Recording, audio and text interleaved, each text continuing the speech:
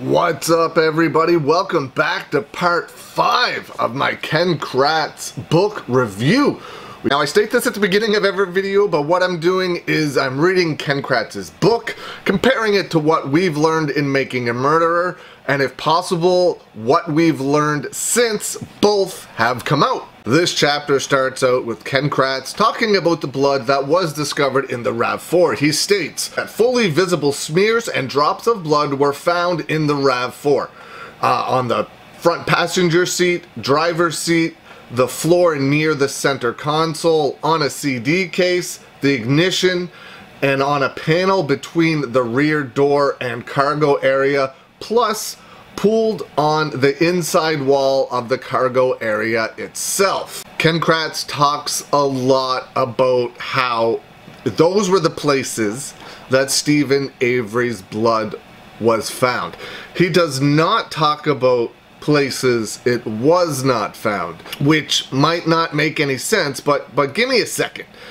Those are the places that blood was found of Steven Avery. Remember, he had a cut on his finger, so that's where they say the active source of bleeding, that's where his blood came from. So it was found in those places, but it was not found on the door getting into the car. Remember, he would have had to have opened the door. There was no blood there. There was no blood on the steering wheel. If he's bleeding this much, getting that much of his blood on other things, gripping the steering wheel, you're gonna have at least one drop of blood there. Like, you're gripping the wheel, you're bleeding, there's gonna be blood on the wheel, and there was no blood on the gear shifter, the thing you put your hand on to move it from park, reverse, or whatever. There was no blood on that either. So there would have been blood on the steering wheel, there would have been blood on the gear shifter, there would have been blood on the door, there would have been at least blood on one of those three places, if not all of those three places. Also, they talk about Teresa Halbach's blood in the back of the RAV4. Now, there was a fair amount of her blood found in the back of the vehicle, but none of her blood was mixed with Steven Avery's blood. If he's picking her up and throwing her into the back of the RAV4, there's going to be some mixture of blood. Ken Kratz talks about different types of blood patterns, dots, and smears.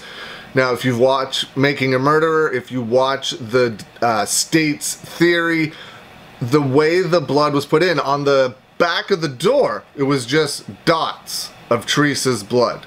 When in reality, if you were to pick up a dead body and put it into the back of the RAV4, like the state claims happened, you would get some drops, I'm sure, but you would also get some smears. Think about, if this is a terrible way to describe this, but it's the best way I know of how. Think if you pick up a mop and you swing it, you're gonna get some drops, but you're also gonna get some smears, some lines of water on your wall. And that's the same thing that would happen if you flung a body into the back of a car that was, her hair was soaked in blood. You would get blood smears on the back of the cargo door as well. Now, this is not in the book. He does not mention this. And when he was interviewed for it on television, he didn't have an answer for it either. There were none, zero, of Steven Avery's fingerprints found on the RAV4. None on the steering wheel, none on the door on the outside, none on the ignition, none on the cargo door.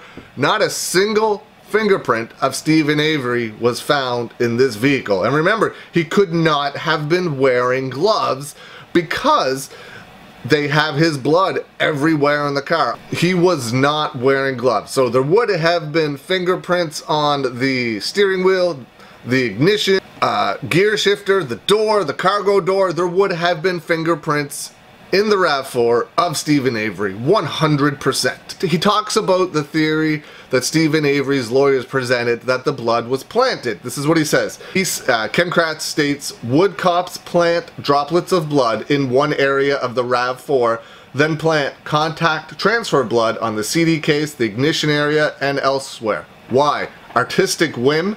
No, probably not artistic whim, but they are looking for different places they can plant his blood that would be noticeable. That's pretty simple. If the theory that they planted the blood is true, the way that it was done makes perfect sense. They were just looking around, okay, we can put some here. Oh, look, there's a CD case. We'll drop some there. They were just looking for different items and different locations of where they could plant the blood.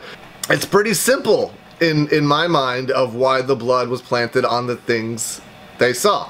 Why they didn't plant it on the steering wheel, the ignition, and the door is beyond me, but that's they chose to put it on a CD case and not the steering wheel. Allegedly. Ken Kratz states the hole in the top of the blood vial was made by a nurse when it was first taken from Steven Avery, and that's how all blood gets into collection tubes. Ken Kratz states, although the defense never came right out and said it, they definitely hinted at the fact that they thought James Lank and Andrew Colburn killed Teresa Halbach. Now, that is, from my watching of the documentary, that couldn't be further from the truth. I never once ever got the impression that they were accusing James Lank or Andrew Colburn of committing this crime. I absolutely got the impression that they thought they were involved in covering up the crime, but committing it themselves, absolutely not once. Ken Kratz states that James Lank did not know that the blood vial was in the evidence box he asked to be transmitted. He said that the form that James Lank signed was only for hairs and fingernail scrapings. Now, a couple of different times in this chapter, he gives his theories on how he thinks, the defense thinks, this evidence got planted. Meaning, this is Ken Kratz's theory on what he thinks Steven Avery's defense team thinks happened. It's a confusing sentence, I'm sorry, but how he thinks that their theories are unrealistic. But in reality, in my opinion, he's explaining the ways they absolutely could have been done and how easy, if it was done, allegedly, that anybody, or in the defense mind, James Lank and Andrew Colburn, could have planted this evidence. He's giving you a map on how it could have been done, while saying that it's unrealistic and not possible. It's really bizarre that he's doing this, in my opinion. I mean, maybe he's trying to blow the theory out that this is so ridiculous, blah, blah, blah, but by actually stating how it was done? I mean, the whole thing is very strange. He's done this a couple of times. I don't know why he would explain how it could be done when trying to explain that it couldn't be done. It's like OJ wrote a book or gave an interview, OJ Simpson. He was like, I didn't do it, but this is how I would do it if I did do it. And it's very oddly similar. Not that Ken Kratz did it, or James Lank or Andrew Colburn committed the crime. I don't believe that for 1 second. But I do believe that a lot of the stuff was planted, and that Ken Kratz is oddly explaining how it was done by explaining how impossible it would be to do it. So weird.